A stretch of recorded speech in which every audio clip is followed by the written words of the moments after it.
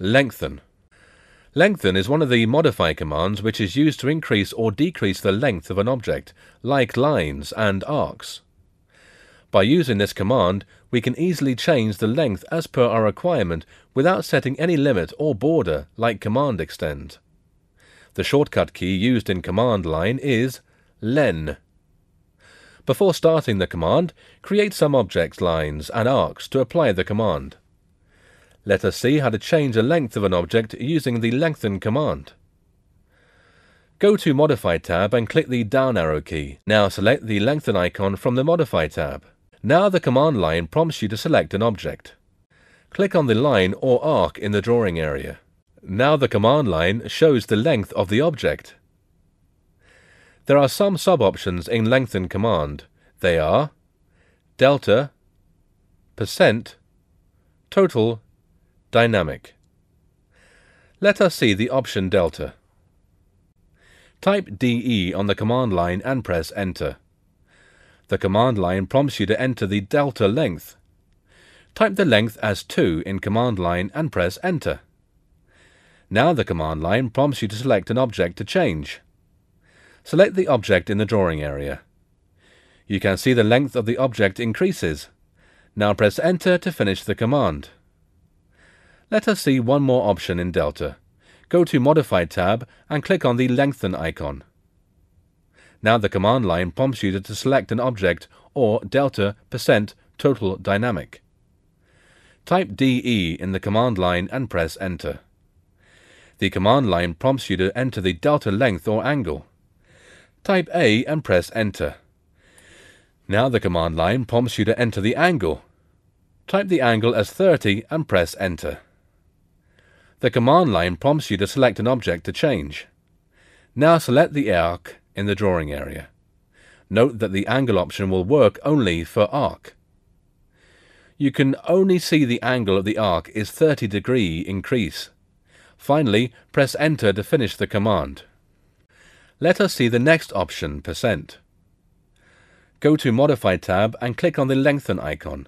Now the command line prompts you to select an object or delta % total dynamic.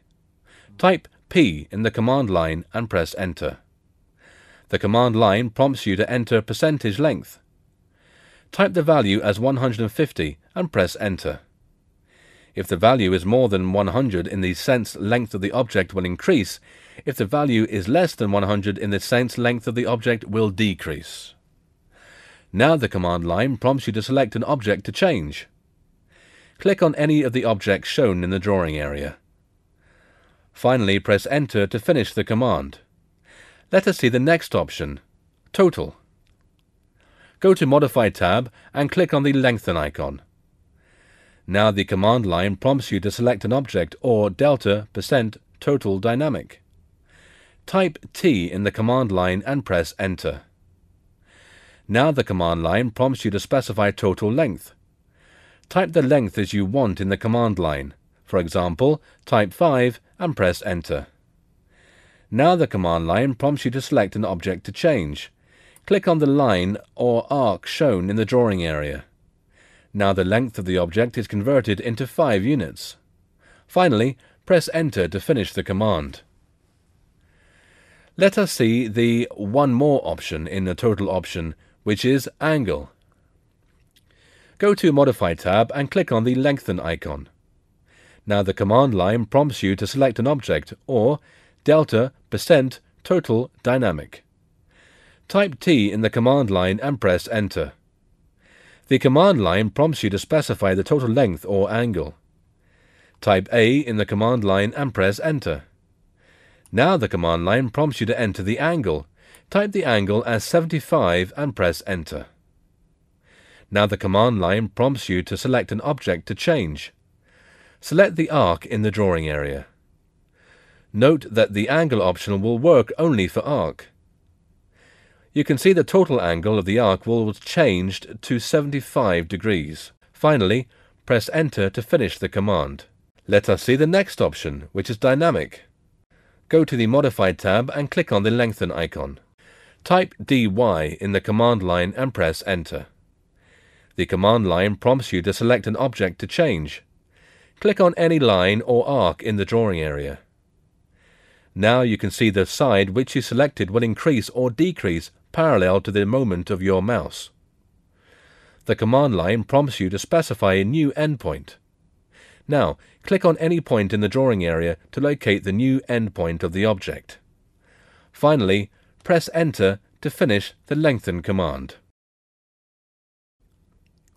Block. The shortcut key used in command line is B. AutoCAD allows you to create geometry templates called blocks. A block is an object that is made up of many different objects and given a name to reference when you want to place the block in a drawing. Creation of block is similar to the previous versions of AutoCAD. Blocks contain geometry and text that you can create in AutoCAD, such as rectangles, circles, arcs, and lines. When you create the block, it looks just like the original objects you used to create. When you create a block, you need to know the few options, which are name, the text string that is used to specify which block to insert into the drawing, base point, the point on the block that will be used to help place it into the drawing when it is being inserted. This point is usually established on an object that is selected when creating a block. Objects. It is used to select an object on the drawing area to convert into blocks. It has some sub-options. They are retain.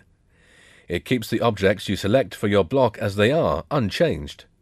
Convert to block. It converts the objects you select into the block you are defining. It then acts like a single object after you've completed the block command. Delete. It deletes the objects you selected from your block. You may also notice that a warning message appears at the bottom of the objects group. This warning appears if you haven't selected objects for the block. After you've selected objects, the warning changes to tell you how many objects you've selected. Behavior. It helps to create how the block should be created. It contains sub-sum options. They are annotative. It turns on the annotative scale feature for blocks.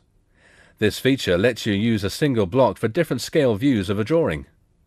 With this feature turned on, AutoCAD can be set to adjust the size of the block to the appropriate scale for the drawing.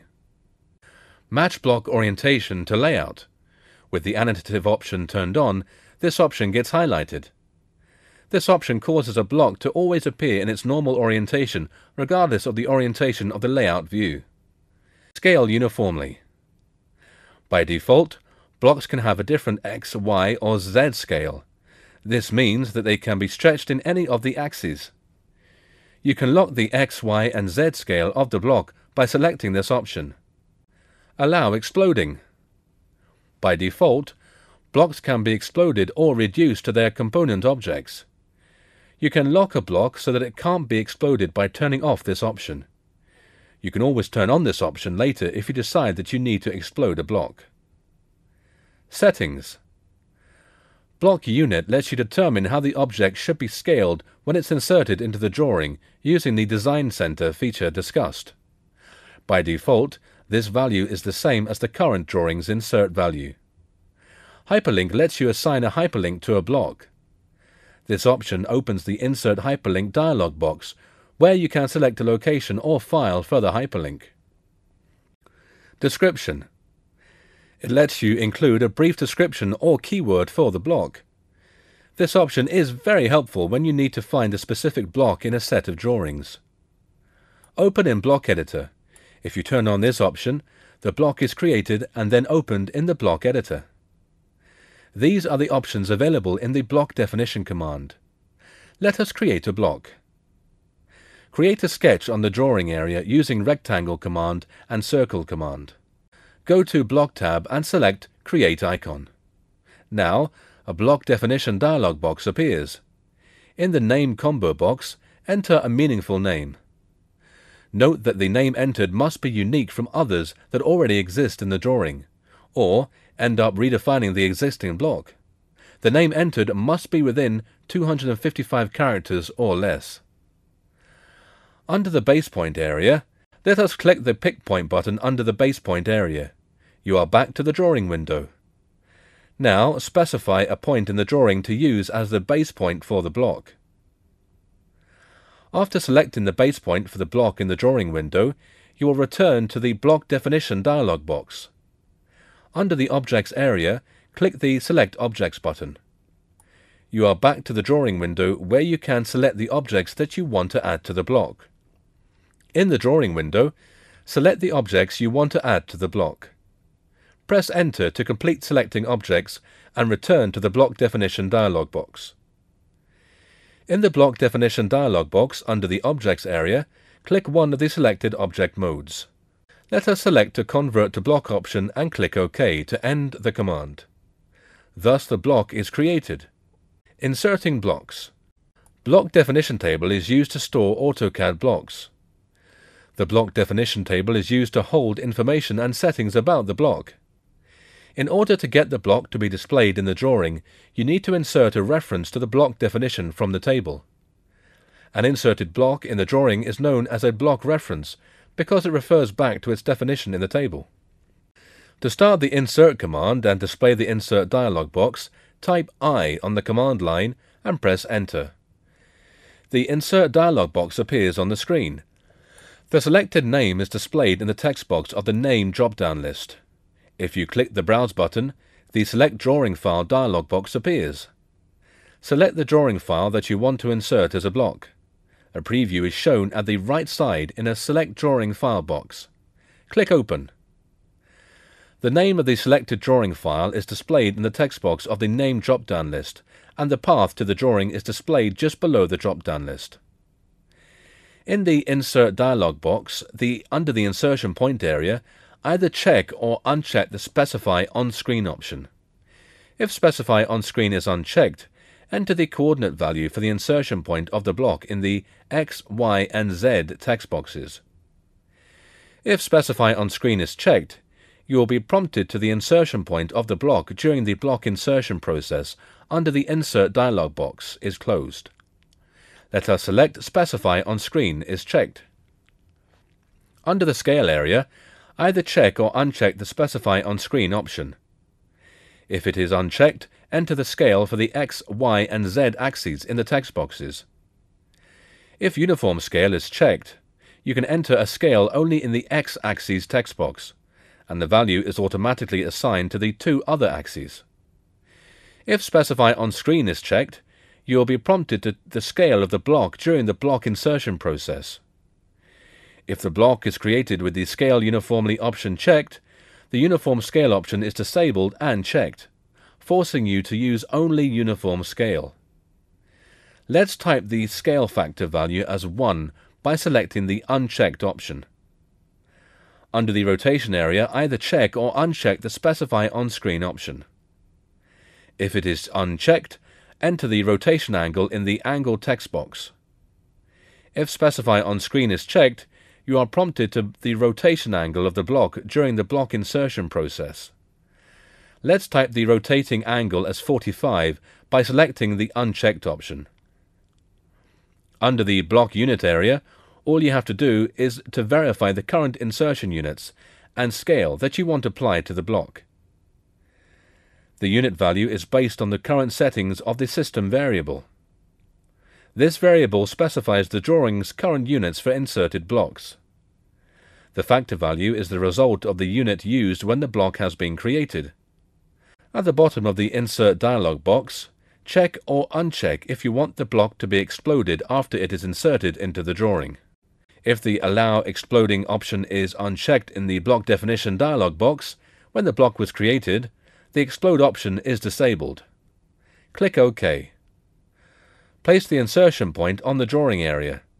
Thus, the object is placed on the drawing area.